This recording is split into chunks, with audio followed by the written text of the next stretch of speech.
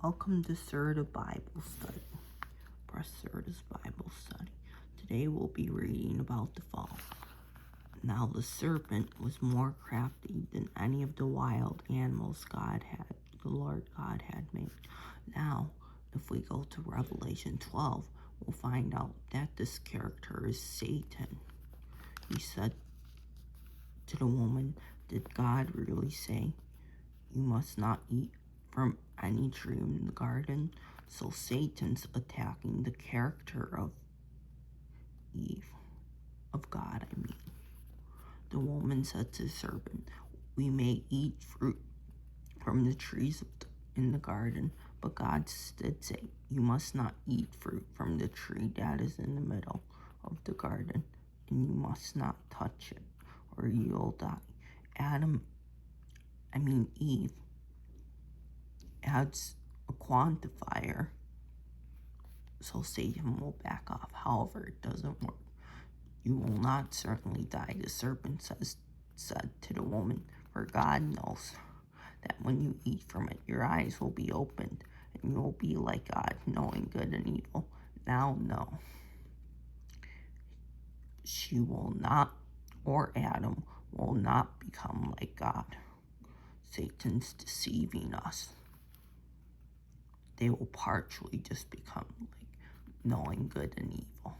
When the woman saw that the fruit of the tree was good for food and pleasing to the eye, and also desirable for gaining wisdom, she took some and ate it. She also gave some to her husband, who was with her, and he ate it. Then the eyes of both of them were opened, and they realized they were naked. So they sewed fig leaves together and made coverings for themselves. That's the first consequence of sin, change.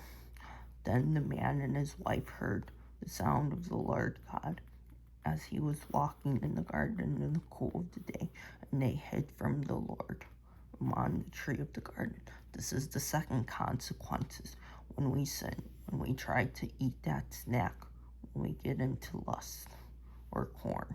You know what I mean, the P word. We try to hide away from the Lord. But the Lord God called to the man, "Where are you?" Now Adam's honest. He answered, "I heard you in the garden, and I was afraid because I was naked, so I hid." And he said, "Who told you that you were naked? Have you eaten from the tree that I commanded you not to eat from?" Now we see the third consequence of sin, the blame game. The man said, "The woman you put here with me, she gave me some fruit from the tree, and I ate it." Then the Lord God said to the woman, "What is this you have done?" The woman said, "The serpent deceived me, and I ate." So the Lord issues three curses. So the Lord God said to the serpent, "Because you have done this, cursed are you above all livestock and all wild animals. You will crawl on your belly, and you will eat dust all the days of your life." Notice, this is why snakes have no legs or limbs. "And I will put enmity between you and the woman, between your offspring, or seed, and hers. He will crush or strike your head, and you will strike his heel." Now notice, this is the first gospel. This is referring to Jesus' crucifixion. Jesus will be crucified on Good Friday, and he will rise from the dead on the third day, crushing Satan's head. When Christ is crucified, Satan will strike his heel, because now we know it's the feet, and hands, wrists that are nailed to the cross. To the woman he said, "I will make your pains in childbearing very severe. With painful labor you will give birth to children." This is another consequence. Pregnancy would be hard. However, it does not give us the right to abort. our children. Your desire will be for your husband, and he will rule over you. Notice how in feminism, especially, women want to desire for their husbands. But in the true family, he will rule over you.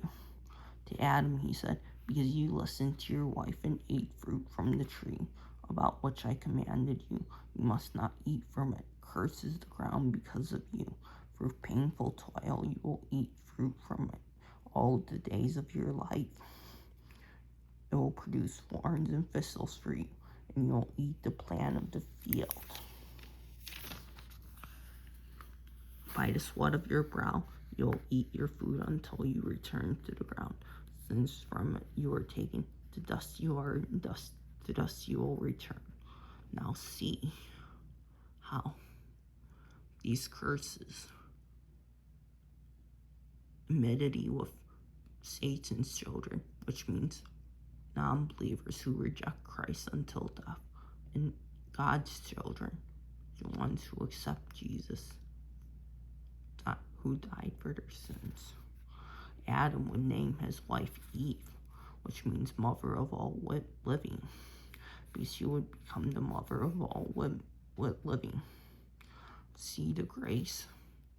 The Lord God made garments of skin for Adam and his wife and clothed them. And the Lord God said, the man has now become like one of us, knowing good and evil. He must not be allowed to reach out his hand and take also from the tree of life and eat and live forever.